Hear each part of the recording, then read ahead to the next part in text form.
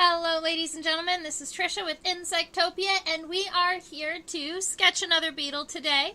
I was in the chat asking about what everyone wanted to sketch. I admittedly didn't hear anything back, so I pulled this guy out. I thought that he was kind of cool. When we think of net-winged beetles, a lot of them are a little bit more narrow, kind of with parallel edges. But not all of them. This net-winged beetle is fairly wide. It's got these very kind of robust elytra. And if I throw them underneath our table camera right here, let's go ahead and look at this really quick. There you go. You can see that his elytra are really nice and wide. And yes, they've opened up just a little bit during the pinning process. But they are known for looking kind of this shape. This species is Lycus, or Lycus. Not sure if the C is an S or is soft or hard. But I would probably call it, because it's Lycidae spelled, the family, the net-winged beetle, is Lycidae spelled Lycidae. So I would probably say this is Lycus. And then arizonensis. Now, this specimen I collected in 2015 in Arizona, but then 6 years later, I collected this specimen here, also in Arizona. And you'll notice that they have a very large, they have a fairly different size, right? And the one on the right isn't as wide as the one on the left. I would put out a thought that possibly the one on the left is female and the one on the right is male. Although, I'm not exactly sure how we would confirm that. I believe we would have to look at the final abdominal segments. So, we're going to try. We're going to compare their abdominal segments and see if there's anything different about them. It's also just possible that there's a natural size variation. There was a part of me that wondered if it was possible that they were just two different species, but I don't think so. I think that they are the same species from the same region in Arizona, and they look fairly similar, orange with the black tips, and they both have kind of the same shaping and markings on the pronotum. So I'm thinking it's possible they're the same, except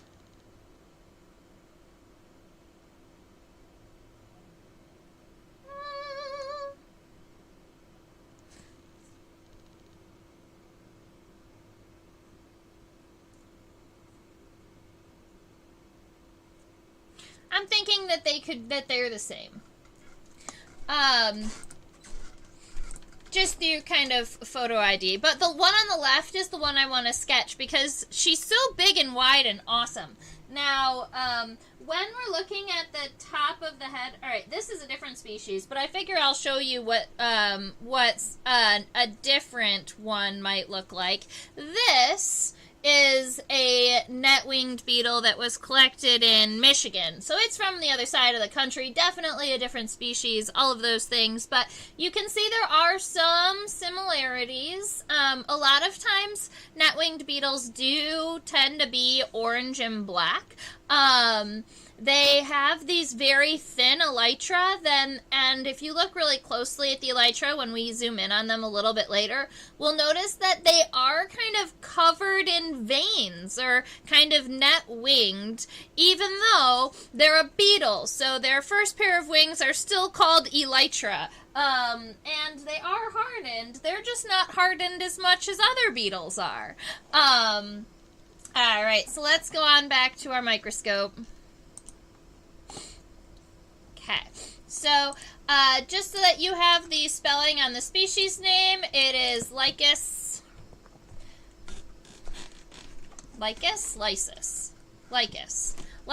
arizonensis, or the Arizona net-winged beetle.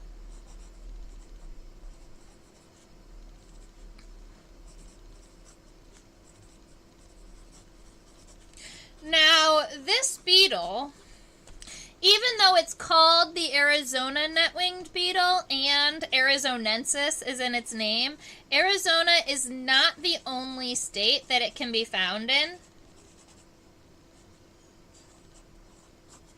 All right.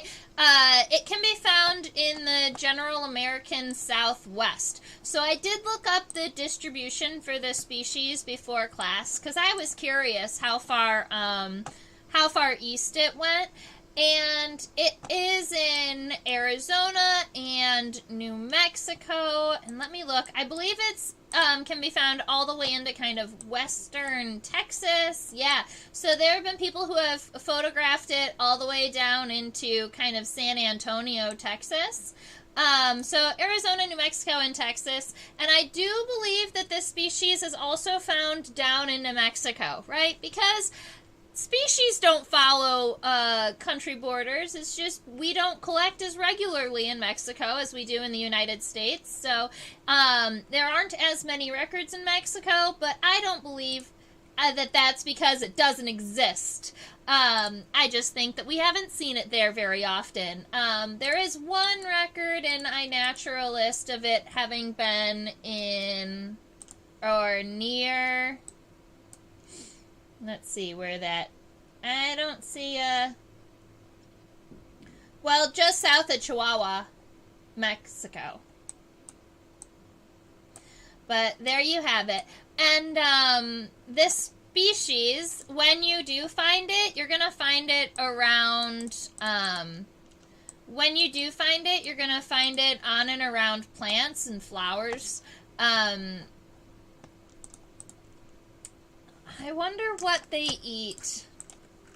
I believe that they are going to flowers and drinking nectar and eating pollen, but let me go and look that up because I'm not 100% sure, and I'd like to be... Yes. Right. They are nectarivores. Meaning that they feed exclusively on nectar from flowering plants. And that's only some species. There are some adult net-winged beetles that do not feed at all. I do believe I collected this one on a flower, so that would mean that I would believe that this species here is a nectarivore, meaning that they feed exclusively on the nectar of flowers. And when we look at the head shape, we're going to have to flip it over because you can't see the head from the dorsal point of view. But when we flip it over to view the head, we're going to notice that it has a really odd-shaped snout, and that's actually going to help it kind of put its whole head and its mouth parts down into the flower to be able to drink that. I have never even... It just now occurred to me that I don't know what Lycid grubs look like. I've never even considered it. So I'm going to look up and see what these guys look like. Oh, okay. They look a little bit like... They look a little bit like spiny, firefly grubs. That's cool. Oh, I've never seen one of those. That would be so fun to find. Look at them. All right. If you ever have time, go ahead and look up Lycidae grubs, or the larvae of net-winged beetles, because they look like little armored tank guys, and they're super cute, and they've got spines. I kind of have fallen in love with them. All right. Deal. Okay, so this specimen is just a little bit too large to measure the size underneath our microscope. So I'm going to take it, and we're going to measure it underneath our table camera really quick.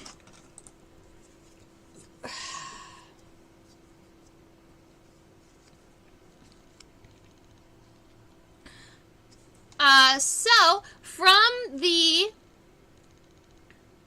front of the head to the back of the elytra, this specimen is approximately, I would call it,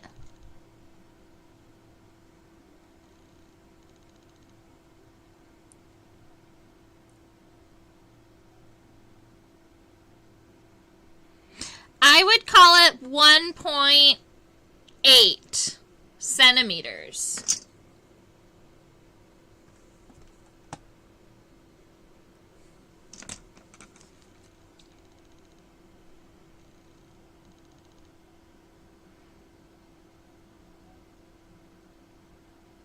Yeah, I would call it 1.8 centimeters.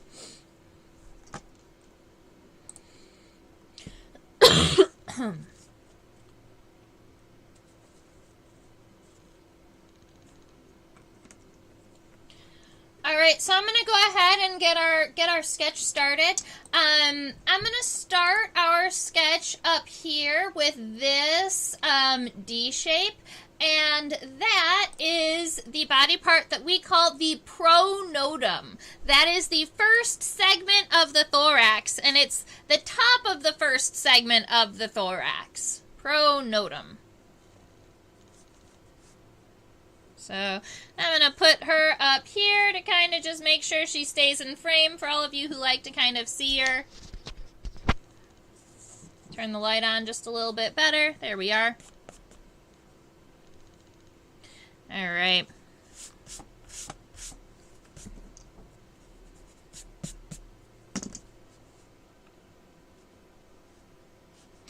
Now I'm going to make sure that my pronotum stays pretty narrow on our paper, because you'll see that, because you see the elytra go a lot wider than that, right? And the edges of our D shape are pretty parallel for a moment, and then they arch over. So when I'm kind of getting my first light sketch in, what I'm going to do is make sure that these edges here are nice and light, and then arch over. All right, so I have, that's going to be our pronotum here. Now, if you'll see this right elytra, this line right here is straight vertical, and the left one is the one that's open a little bit. So, if you would like to sketch your net-winged beetle so that its wings are closed, you can. I'm going to follow the wing on the right, as an example, over the wing on the left. Because the wing on the left looks a little wider, but that's only because it's already kind of open a little bit. So let's follow this one on the right.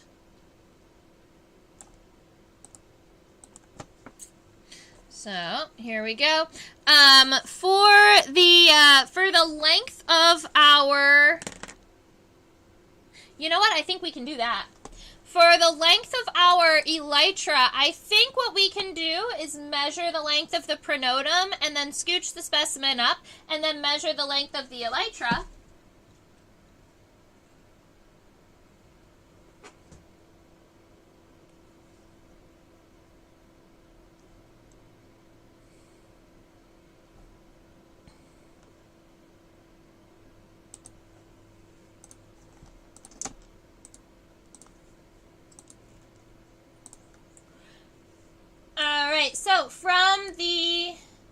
So the elytra is about 0.27 centimeters, and then we're going to scooch the specimen up,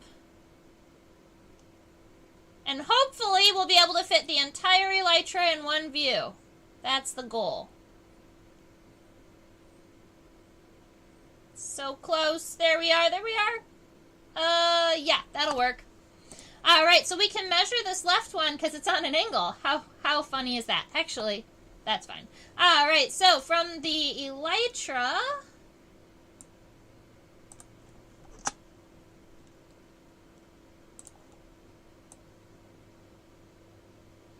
our elytra is 1.42 centimeters long. And I guess if you add those together, you would get the exact length of our specimen, not my eyeballed 1.8, which would be actually something like 1.69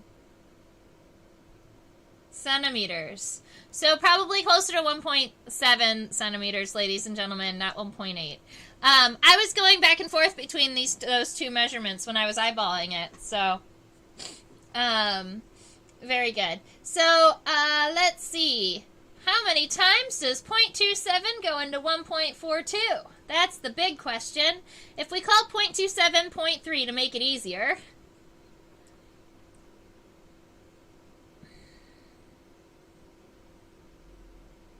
0.3 times 4 is 1.2, and 0.3 times 5 is 1.5, so somewhere between 4 and 5 times the length. So, we're going to take our specimen here, and we're going to go 4.5.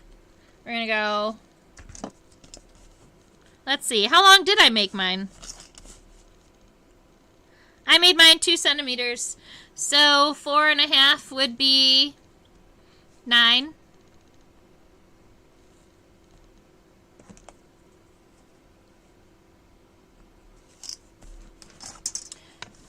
Alright, so we know that the elytra is approximately 4.5 times longer than the pronotum, and that will give us a really good place to work from.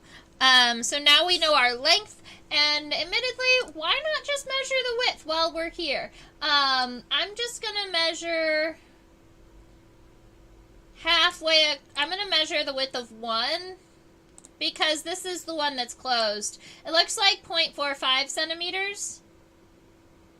So all the way across, it's going to be 0.9. So 3 times the width, 3 times the length of the pronotum.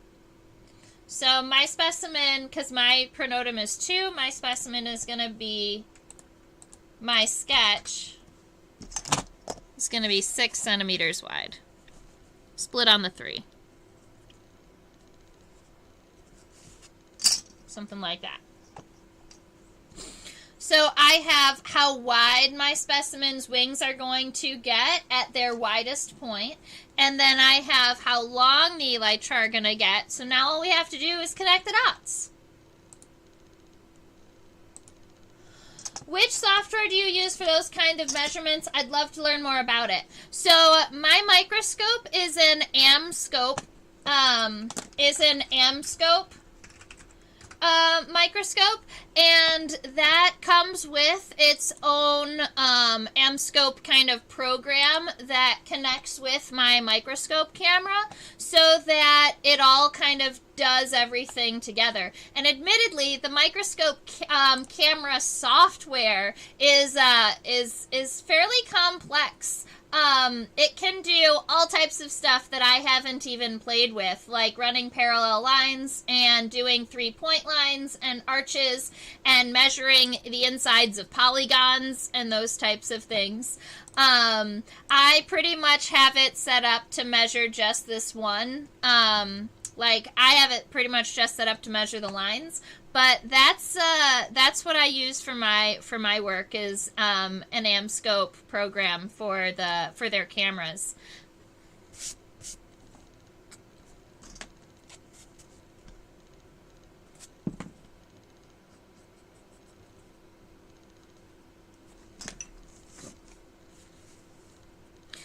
All right, so I hope that answered your question, and let me know if you have any additional questions. So if we give ourselves the in-between, or the center line of our elytra, we're going to go straight down from the center of the pronotum all the way down the length of our specimen here. And then, starting fairly narrow but coming all the way out to this widest point, you can see that that happens fairly quickly. So we're just going to kind of arch this guy out pretty quick. But then it comes up and it does run parallel for a short period of time. and then comes back together. But I want to go ahead and scooch my specimen up a little bit so that we can see the bottom of our pronotum, or of our elytra. Sorry about that. And so after it comes out, it runs parallel for a short period of time. It is going to come back in towards center.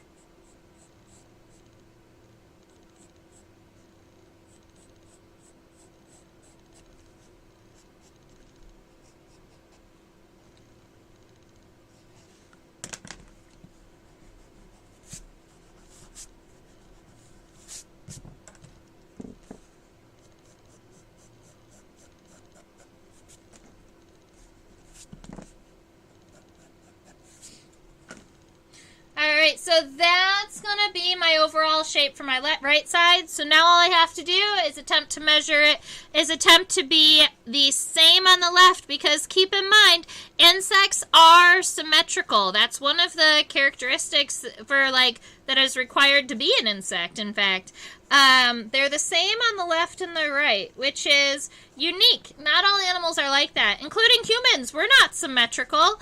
If you've ever taken a picture of the left side of your face versus the right side of your face, I'm sure you already know. Humans are not symmetrical, but insects get to be.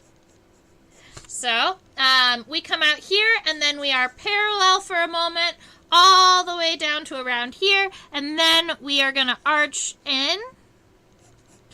And you can see my specimen has its left elytra, or its left wing, opened up a little bit. But on my specimen, I'm just going to make sure that they both stay closed here.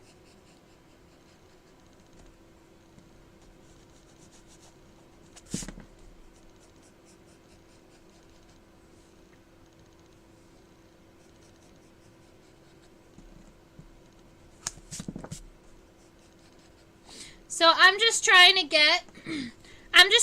get our overall shape really quick before we get to zoom in and add some of our more fine details.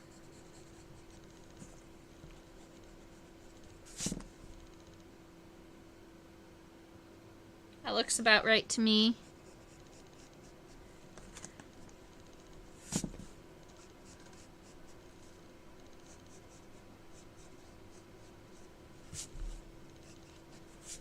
Cool.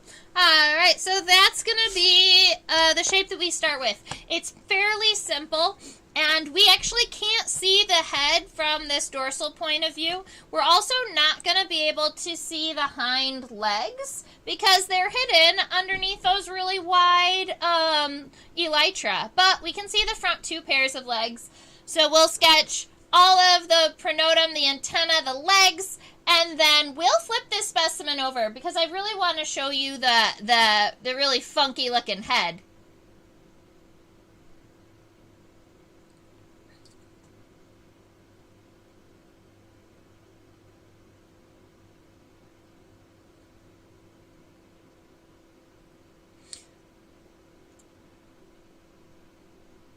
All right, I'm going to just zoom into the left side.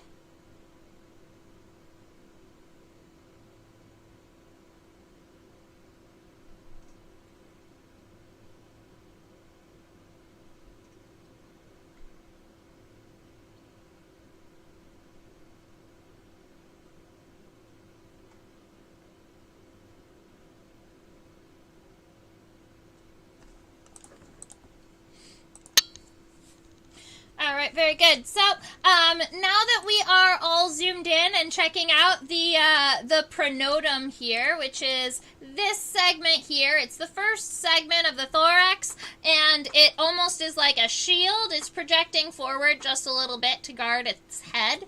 The pronotum isn't perfectly D-shaped like we had originally sketched, but this is going to give us a great starting place to work. So I'm going to start up here on one of these angles, and you'll notice that there's kind of this center ridge, or the center mountain up here in the top. So I'm going to take this arch, and I'm only going to go about a third of the way in. So I'm going to take from here all the way, and I'm going to arch it all the way down. And now we're giving more solid, more dark lines. We're using our sketch lines, but we will be modifying and changing them, right? So that gives us our edging here. Now you'll notice that our pronotum doesn't completely edge up to the elytra like we have here. So instead of just going straight across, we are going to give ourselves these upwards curves here and here. And then in the center, it does dip down just a little bit. So it gives us a little bit of a wave here along this line. So we're going to give it, just make sure that the deepest point of your wave is going to be at the exact center, or where the elytra meet. All right, so you're going to be right around here. And you can go ahead and take your eraser if you would like and erase that sketch line that was straight, because we don't need that anymore. We've got the bottom of our pronotum. All right, now there is a little bit of a ridge here and here, and admittedly this is kind of going to be the shape of the head. Past this point here, this is almost like a continuation or an expansion of the pronotum, whereas this is right above like the head and major pieces of the insect. So right around here, I'm going to keep these lines light because they are not sutures. They're not separations in between pieces of the exoskeleton. They're just a fold. We also have this really pretty diagonal shape coming from the top, widening out and coming back down. I do believe that the other specimen I have of this species has that same exact fold. So I'm going to add that to our sketch too after we get this mountain taken care of. So right around here on the front of our pronotum, instead of just continuing this arch across, we're going to give just a little bit of a divot so that we know that there's something coming. And then we're putting in, maybe it even needs to be just a little bit wider here.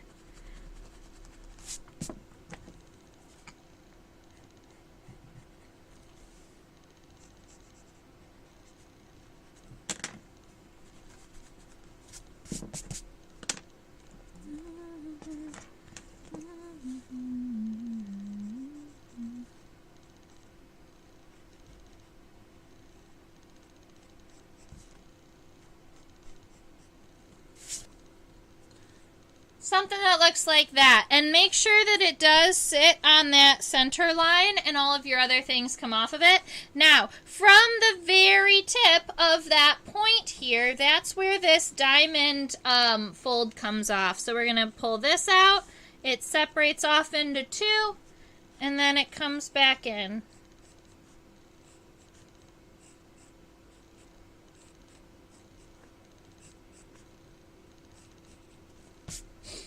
All right, so that's how I'm going to shape my pronotum here.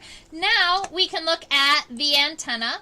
Our antennae are made up of three different types of segments. We have the scape, the pedicel, and then the flagellum.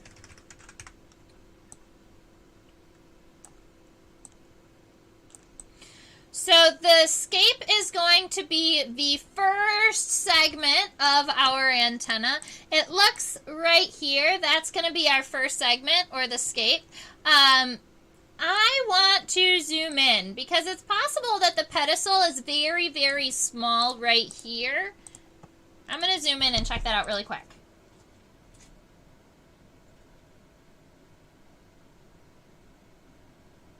Yeah.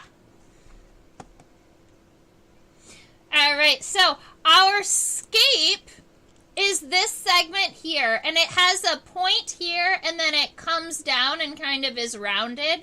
The scape's purpose is the first segment of the antenna, and it is to hold the antenna to the head. Tends to be a fairly wide, kind of very sturdy segment, because the antenna are so incredibly important. The first segment really needs to be able to hold on and connect to this antennal socket.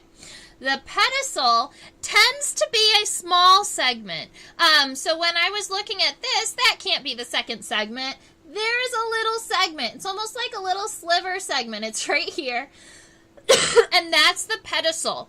Generally, the pedicel is going to be small because if you think about exoskeletons, an exoskeleton cannot bend. It's actually the spaces in between the pieces of the exoskeleton that can bend. Kind of like if you think of a suit of armor, you can only bend at the joints, right? So the antenna, the second antennal segment generally is shorter so that it can have a larger range of motion.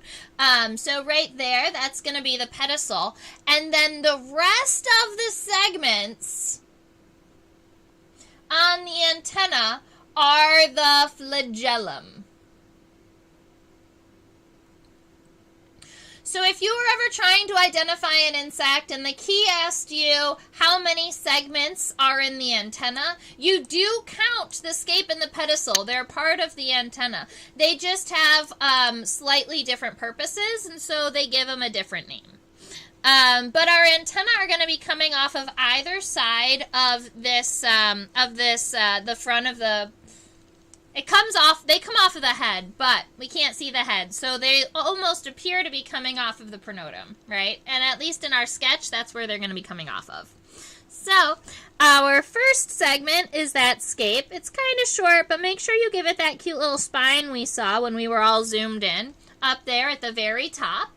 And then the pedicel, that next segment, being so incredibly thin and tiny, you can just kind of give yourself almost like a little pancake segment right here, and that's your pedicel. And then we have the flagellum. It looks like the flagellum is 1, 2, 3, 4, 5, 6, 7, 8, 9 segmented. So in total, this insect has 11 segmented antennae. If you wanted to label the type of antenna this beetle has, we would call them filiform antenna, which just means straight like a filament. Many insects have filiform antenna. I would probably say it's the most common antennal type. Yeah, I would say that filiform is the most common antennal type. Long and straight and thin. All right, so let's give us some segments. Now, we're going to give 9 segments on our flagellum here. The first one is really long and kind of wide.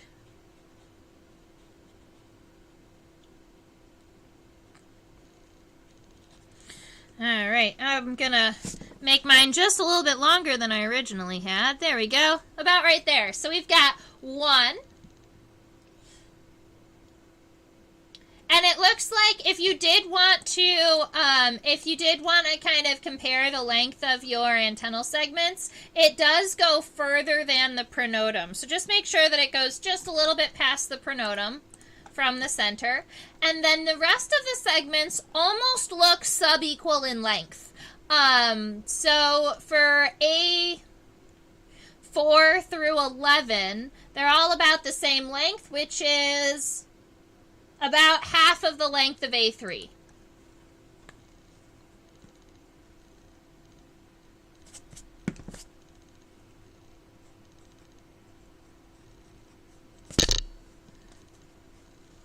I'm going to build these. Sometimes I make the whole antennae and then I divide it up.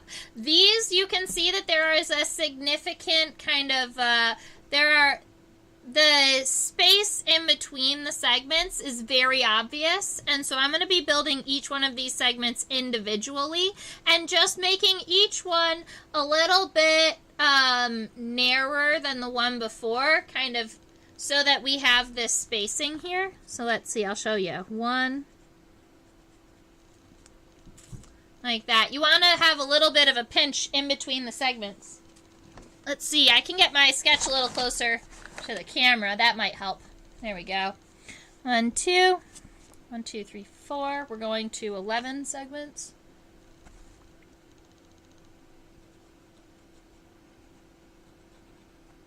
5, 6,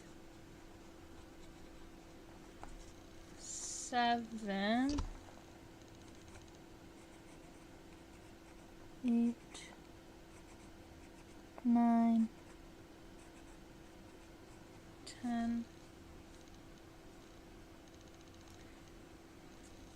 And then that last segment, instead of being so blunt at the end, it does have a rounded tip. 11. And I'm going to fix right here in the center just a little bit. I want to make sure that my segments stay looking like they are moving naturally. And I had them going kind of almost a little bit too straight for my likes.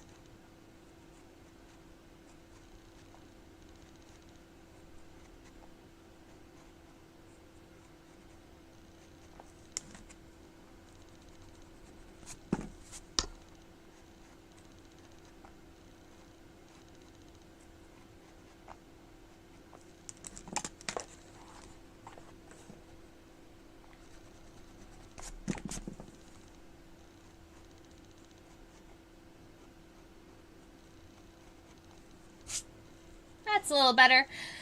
Alright, so we have that one antenna on that side. I do want to add the antenna on the other side of my specimen. So just give me one moment as I sketch this guy out too. You're sketching along with me. So we've got that scape that has a little bit of a sharper point at the top. We have the pedicel, that's this little round segment here that kind of fills it out. And then our goal is to keep the antennae the same on the left and the right. And that this first segment of the flagellum, or this nice long segment, is going to go just a little bit past the pronotum. And we can base the length of the rest of them on approximately half. Let's see. 1, 2, 3, 4, 5, 6, 7, 8, 9, 10, 11. Alright, so that's going to give us our 11 segmented filiform antenna.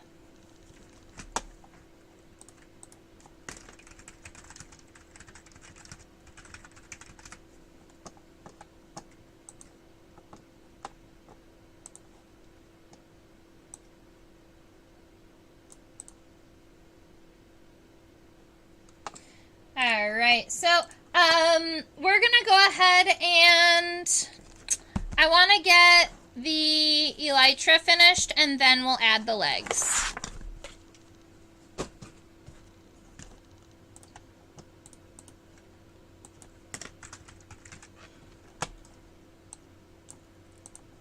So the elytra are the first pair of wings of any type of beetle. They are generally hardened, and beetles are the only insects that have elytra. Although, when we're talking about insects in this family, when we're talking about net-winged beetles, the elytra, or these hardened outer wings, aren't as hard. They're a little bit softer. And you'll notice if we zoom in, we're going to go ahead and zoom in for a minute. If we zoom in, we can see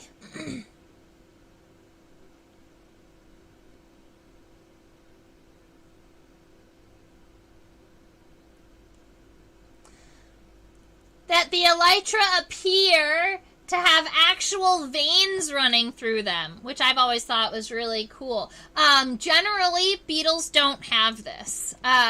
Generally, beetle elytra are either covered with setae, which is hairs, or they're covered in scales, or they're covered in striations, which are like little lines. But This is unique to our net-winged beetles.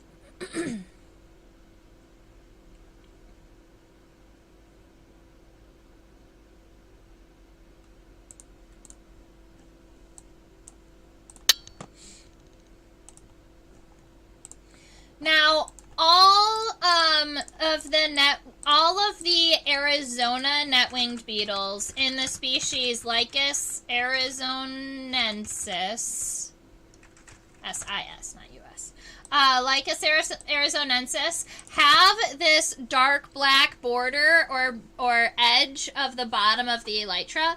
But you'll notice that the left and the right side are not exactly symmetrical. There is some little bit of variation, and there is some variation in the species. So they're not at all exactly the same. Although before we finish this, sorry, I do have to zoom in one more time.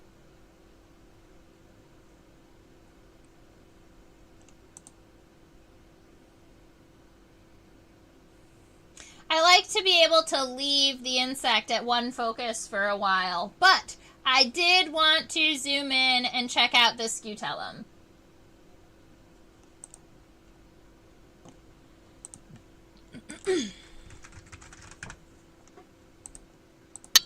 All right, so when you are looking in between the elytra, up where it meets the pronotum, you have this little triangular doodad right here. That is called the scutellum. All beetles have one. In fact, flies have scutellum and wasps have scutellum. And although they aren't always in the same place and they don't always look the same, they generally are in between wings. So that's kind of one characteristic. Another thing that we notice here is that the wings do kind of fit into the arches on the edges of our pronotum and then come down a little bit before it flares out and gets wide. So we're going to be changing the edges of the top of our elytra just a little bit. So I'm just going to erase up here those little sketch lines. I don't need those anymore because we're going to be changing them slightly. This edge up here that looks almost like a shoulder, it exists behind the pronotum right here. That's what we would consider the humeral angle. Or that corner is the humerus.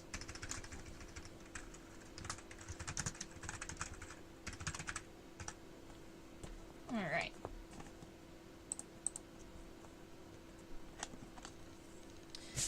So from right around here, underneath this arch, this is where kind of the body is. This outside of that arch is where just the edge of the pronotum is.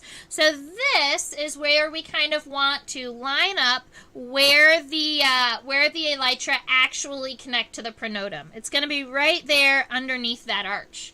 And then we're going to give ourselves the top edge of our pronotum, kind of like this. We're going to leave just a little bit of space.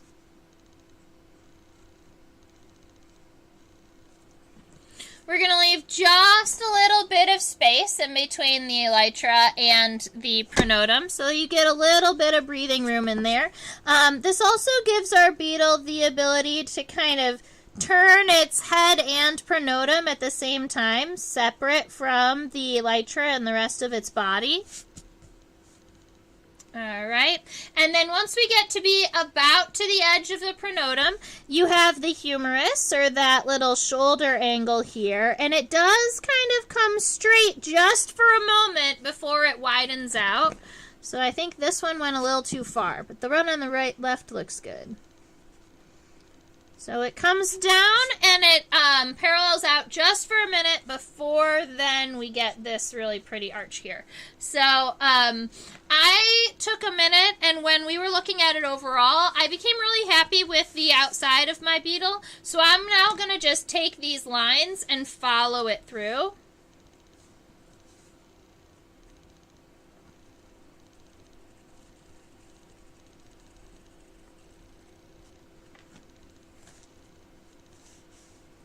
And I still personally have to add this scutellum here in the center before I give the in-between for my elytra. So, looks like the scutellum comes just a little bit on the inside.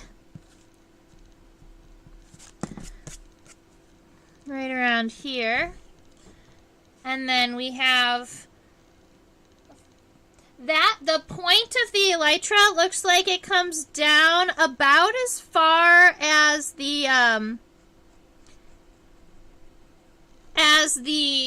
humeral angle goes straight, if you look at that. So these straight across, these should be fairly straight across, although it looks like it starts fairly wide and gets narrow quickly and then comes kind of straight to a point. More like that. So if you took this, this, and this, all three of those can be kind of even across. And now we can add this center line here, keeping it nice and straight down the center of the body. All right, now we've got the left side to accomplish.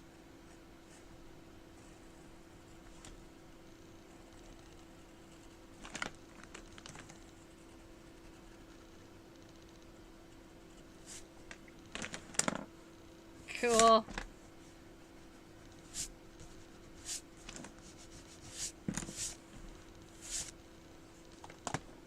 All right. So another thing that I'm noticing is the way that the net wings or the veins actually run along the elytra. We have one that starts here at where our edge kind of comes down, and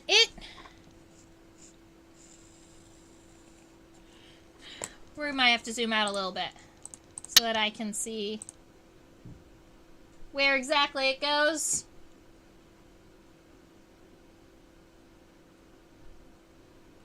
Yeah, that's what I believed.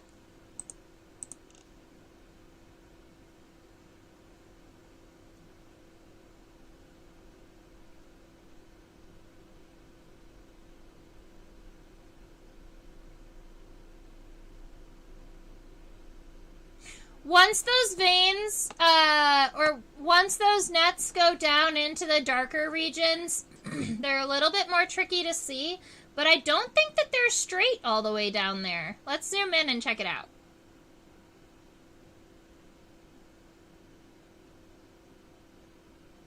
Nope, they kind of just end. They might even... No, they just kind of end. Okay. That gives us an idea for texture.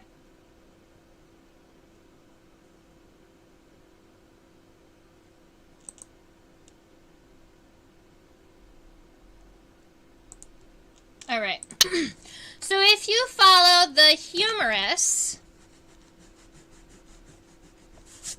right here where you had that angle, that's going to be the furthest outside vein. And it's going to come out and it's going to angle out for a moment. But then it's going to run parallel when our wing is running parallel. And then once your veins start, once the outside starts kind of angling in, that's where our veins, we kind of lose them. But we're going to be darkening the edges anyway. So we have, let's see if we can count them. Looks like 1, 2, 3, 4 across if you don't consider the outside edge and the inside edge. So there's going to be 4 lines within here. And they all run kind of parallel to one another.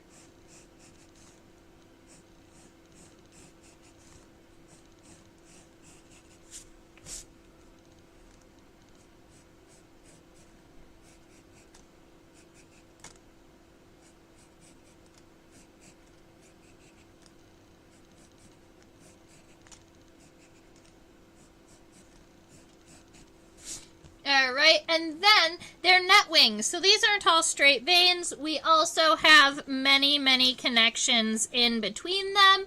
And then every now and again, some of these connections even have more veins that run parallel. So within here, you have some lots of cross veins, and then you can place some of these longer ones. We're not going to be covering the entire beetle or zooming in to check out every single one of these little veins. Our goal is to get the texture correct. And there are connections between the inner vein and the outer vein, like towards the edges of the wings too.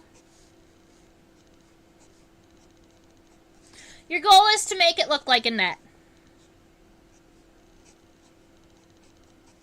Alright. And I'm going to do that same thing on the other side, and I'm going to purposely not make them exactly symmetrical. Because if you were looking at this specimen in the wild, you would know that, you would know basic texture, but you wouldn't be able to tell which way it was up, right? For these kind of small guys. And that's what I want, you know, for those of you out there who are nature journalers or sketching these types of things on the run, you may have even seen a net-winged beetle while you were looking for butterflies or bees at flowers, because they're nectarivorous.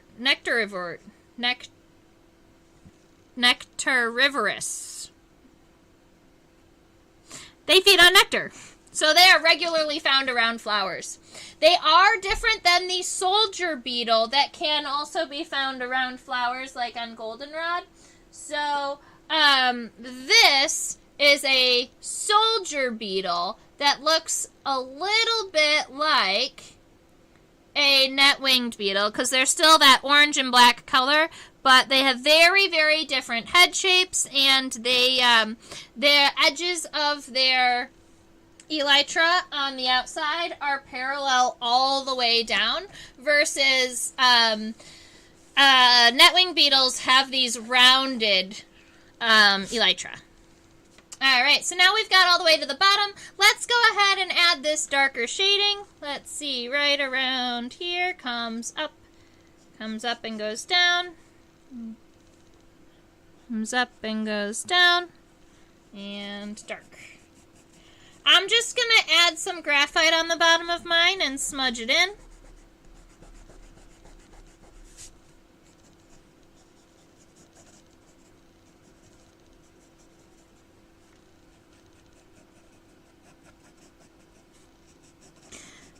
Those veins do continue into here, and they do have a very kind of net appearance in here too. So if you would like, after you go and smudge back in, you can add those veins back just a little bit darker.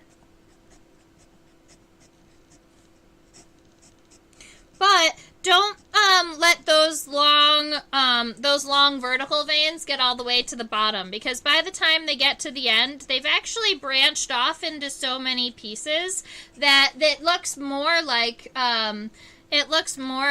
individual plant veins, kind of like the edges of a plant vein, of a plant leaf.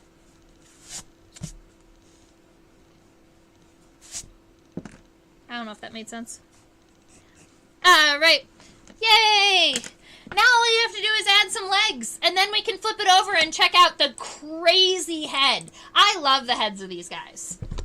And I am glad that there is a person out there in the world that has stuck around with me this entire time, so you'll be able to see the head. I'm so excited.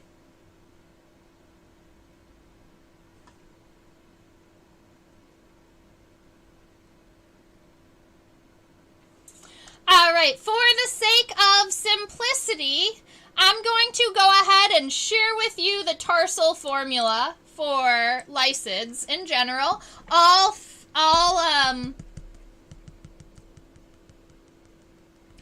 net-winged beetles have the tarsal formula 555. That means that all net-winged beetles have 5 tarsi on the front leg, 5 tarsi on the middle leg, and 5 tarsi on the hind leg. And they all pretty much look like this. So let's zoom down to here to the middle tarsi so that you can see it. The first tarsal segment is right around here. It's a rectangular segment. Then you have 1, 2, 3. So this is tarsal segments 2, 3, 4 are I like to call them triangular segments. They almost look like they could stack into one another. And then this fifth one right here is really nice and narrow, like a little rectangular segment. And then you have the tarsal claws. And these are the little guys that help the beetle make sure he doesn't blow off of the plant in the wind. All right, so 5 tarsal segments, and all of them are going to take that that formula and that shape. So what I want to do is zoom out enough so that we can see the angle of our front legs. All right, so here's, this is why.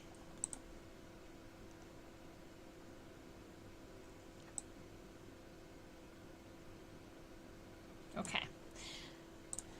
I'm going to leave us here for a minute. We're going to draw the femurs, and then we can zoom in again and look at those tarsi. So the front pair of legs is on the first segment of the thorax, and the first segment of the thorax is the pronotum. All right, so the first pair of legs does come off of this part. The second pair of legs that you can see here, they're actually connected right here. They're connected to the second segment of the thorax, which is also right around here. All right. This is also where this hind pair of wings are connected. The elytra are technically connected to the first segment, to the pronotum. All right.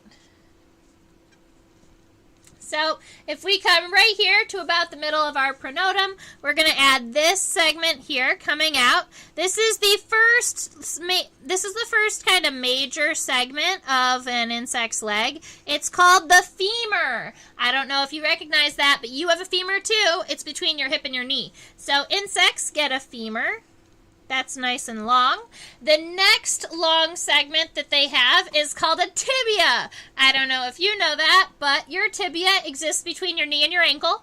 You'll notice that my specimen has its tibia kind of tucked in, but they can kind of project forwards, and that's where I'm going to put mine. I'm going to be putting my tibia kind of coming forward like this. And underneath the elytra, so right around here. So that's my tibia. And then my tarsal segments are going to come out like this. That's going to give it a little bit of shaping. Now, I'm not going to draw the tarsal segments until we zoom into the tarsi that we can see. So I'm going to go ahead here, and I'm going to add my femur, which is going to look a little bit like this. And keep in mind, it is connecting right around here, so it's okay if it kind of appears to be coming out of almost in between the pronotum and the elytra. And then I'm going to take my tibia and pull it down just a little bit. Maybe it's going to go closer. It's angled more like this.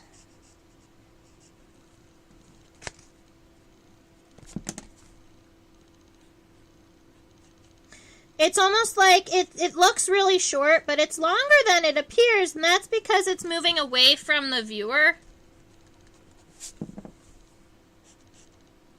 That's fine.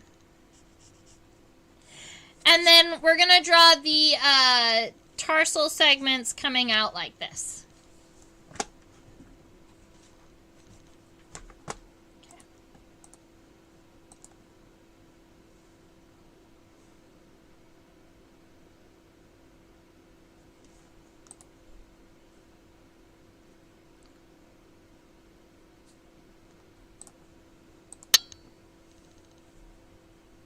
Alright, so now that we can see the tarsal segments, you can draw them on both the front and the middle leg. They're going to be the same in both spots. So that first segment is rectangular. 2, 3, and 4 are triangles. 5 is a very, very thin rectangle, and then it's got 2 claws. We're going to do that same thing down here.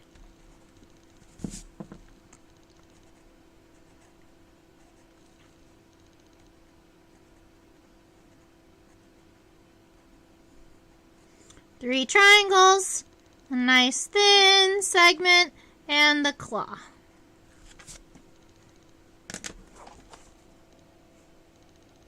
Alright, so that gives us our pronotum, our antenna, our left pair of legs.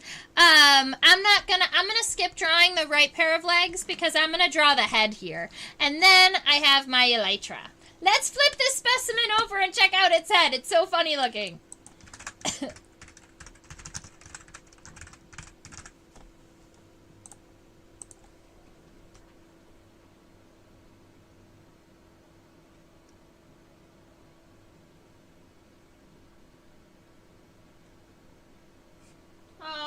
It's not going to be completely flipped over. We're going to look at it this way.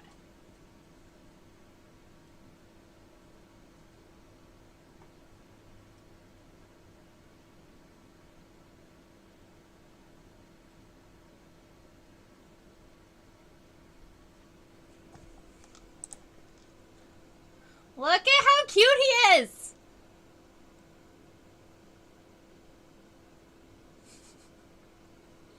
I love it so much.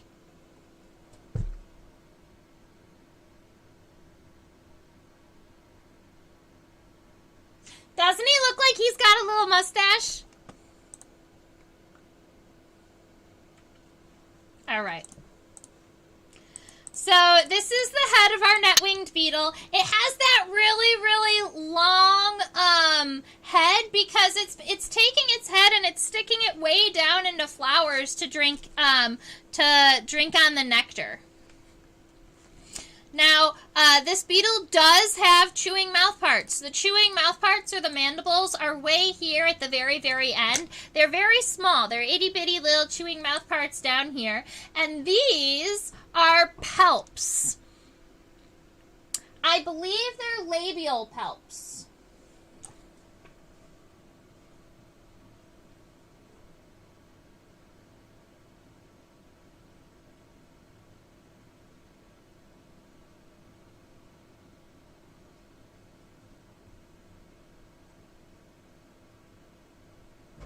Yes.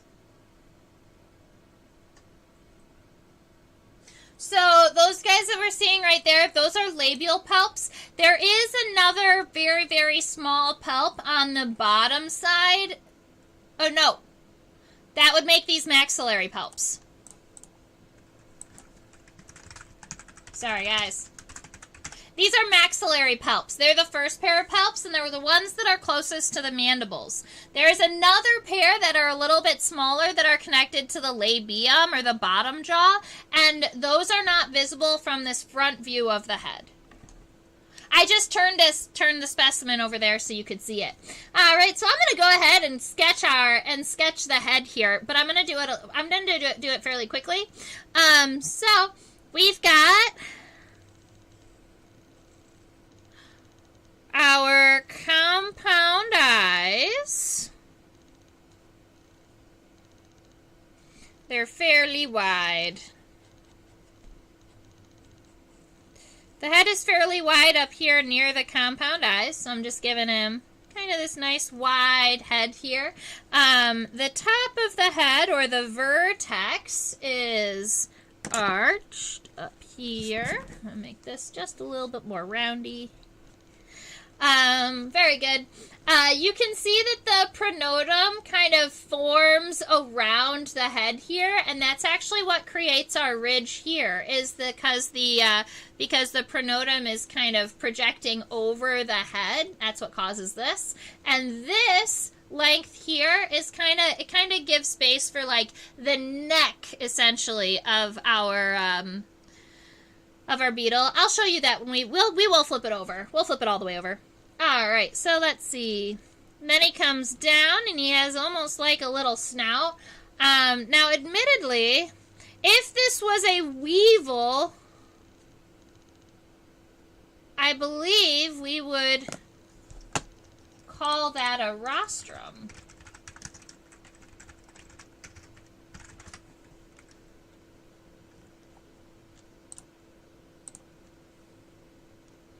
If this was a weevil, we would call that the rostrum, but I'm not sure sure if we call that a rostrum on net-winged beetles. I wouldn't know.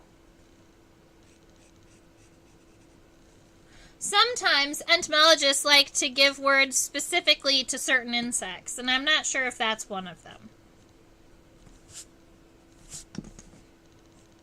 Although it is very reminiscent.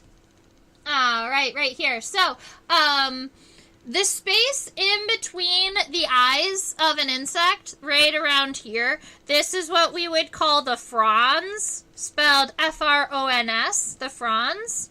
And then, if we go further, generally the space right above the upper lip is called the clypeus. So let's see, if we give... There we go. So, this edge right here is a suture. It's the separation between two plates. This next plate down here, it almost looks like this little rectangular piece here. That is the labrum, or the upper lip of our beetle. That's right around here. Now, because that labrum is kind of blocking the rest of the mouth, we can't see the mandibles that exist underneath it.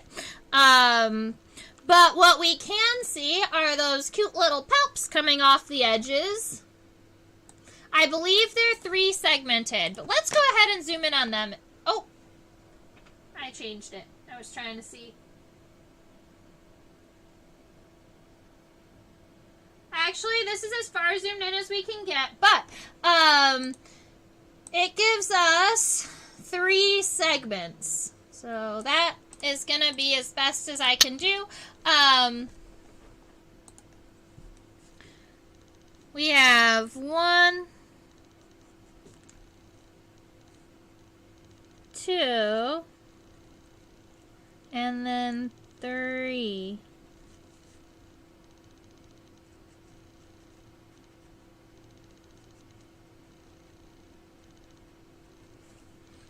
He's so cute. I can't help myself. Alright, so the only thing we didn't add are the antennae, and because we already drew the antennae on the dorsal point of view, what I want to do is just add kind of maybe just the scape and the pedicel, like the first 2 segments, just to give an idea of where they exist. There we go.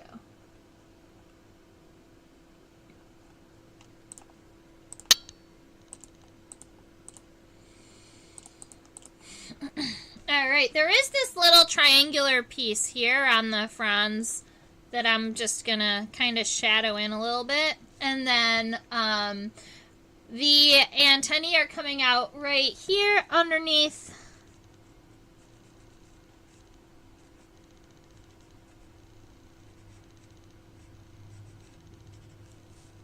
So what I'm gonna do is, oops. The antennae do overlap the antenna, or the compound eye just a little bit. So, let's see. The scape, and then the pedicel, and then the flagellum. Alright. The scape, the pedicel, and the flagellum. Alright, so now I just have to erase all of the eye stuff in the middle of the antenna, and then we'll be all good. I'm going to put back in the cross-hatching within the compound eyes that I've erased.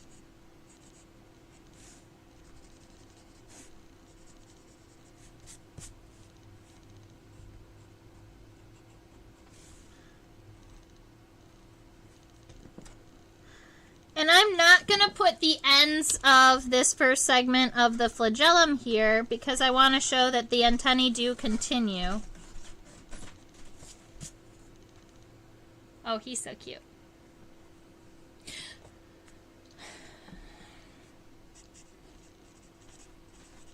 So that's what our beetle's head looks like head on. And then we're going to flip it over so you can see what the body looks like on the bottom. I'll go ahead and take off its labels really quick.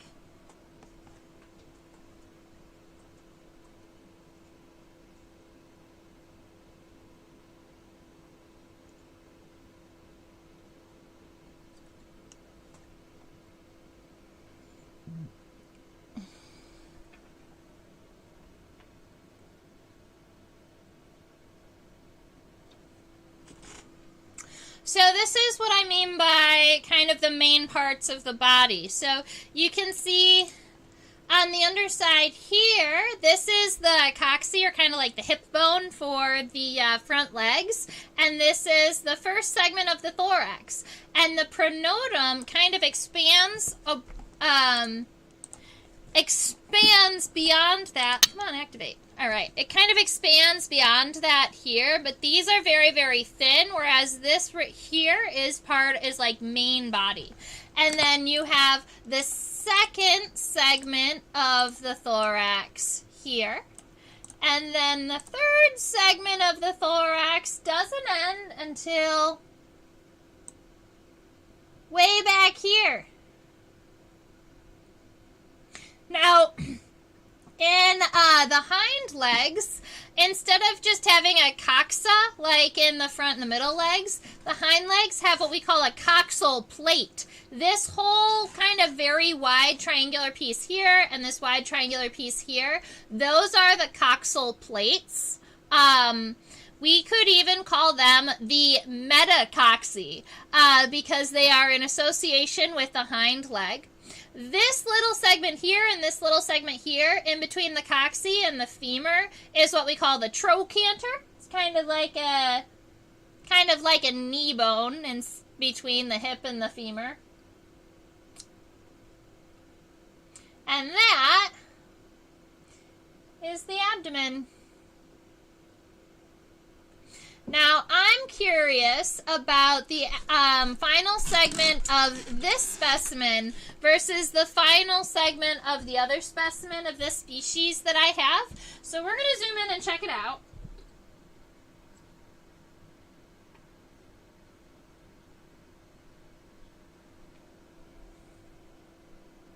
Now, I don't know what we're going to find when we look at the other one, if it's going to look exactly the same or if it's going to look different. That's why we're looking. So this is what the final segment on the wider specimen looks like. And in the beginning, in the very, very beginning of this live stream, I showed you that I have another specimen that's significantly more thin.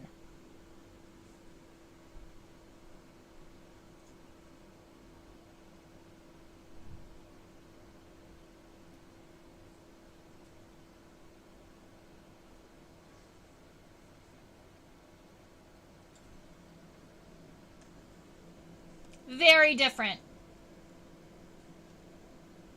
Cool. Definitely male. Look at that. All right. Difference in male and female. You can see them in the final abdominal segments. So I would say this is definitely the male. I have read that the males are slightly smaller than the females, so it would make sense that the males are a lot thinner than the females. And you can see, if you look almost inside of that final abdominal segment, there is these little hooks, and I would think that those are for the mating process. And look at the tarsal segments on this guy are like cetos. That's cool.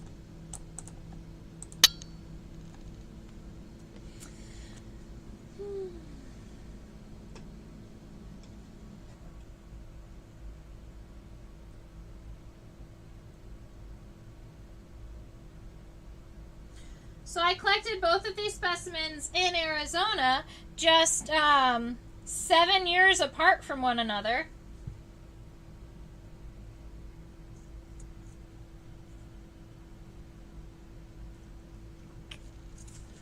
And the one on the right is the one that we sketched today, the larger one that's a lot wider. And the one on the left is the male.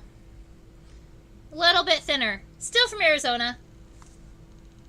Awesome sauce. All right, ladies and gentlemen, we're going to go over here to the closer. Here we are. Ooh. All I will fix that someday. All right, this is what... Oh. Refocus. All right, this is what my sketch looks like from today. We did the dorsal point of view, and we got to do the head-on view and look at his really adorable little mouth parts. Or her. This is female. I'm going to write that on here right here. Her little adorable mouth parts. I do teach on a platform called OutSchool. It's for students ages 5 to 8, 9 to 12, and 13 to 18. I teach a weekly insect studies, illustration, insect pinning, and collection management class. So feel free to share that with little ones that you know and love and want to share love of bugs with. This right here is my YouTube channel, just to remind you to go ahead and subscribe. I do know that there are a good number of you who subscribed, and any one of you who have commented, I know you're subscribers, so thank you very much. I really appreciate it. Over here on the bottom right is where you can drop a couple of dollars. You can donate to Insectopia. This just helps me be able to manage my collection and buy supplies and continue to do things like travel and collect more insects and possibly come out and see you. So it does help us all. I really appreciate it. And this is my email address. So if you've drawn today with me and you really want to share your sketch with me, just go ahead and take a picture of it or scan it and send it to Trisha@theinsectopia.com. I love seeing your sketches. It's just so much fun. And if you're looking for me on Instagram or on Facebook, I am at Insectopia 2015. 2015 is the year that I established the name Insectopia, and unfortunately someone else had already started tagging themselves as Insectopia, but we grabbed Insectopia 2015, and we have Insectopia on YouTube, which is even cooler. So I hope you all have a wonderful rest of your day. I hope that the bugs start flying in your area soon, if they aren't already. And have a great week. Stay buggy. Bye.